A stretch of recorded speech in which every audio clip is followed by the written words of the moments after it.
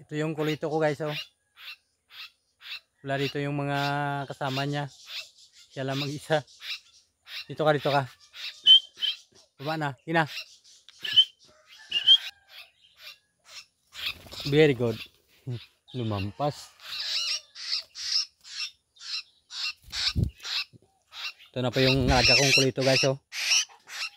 Tinuturuan ko na po siya magsalita. Sana nga matuto.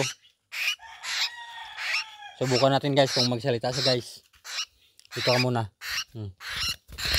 Yan muna. Parinig mo sa mga followers natin yung ano, yung natutunan mo na salita. Hina.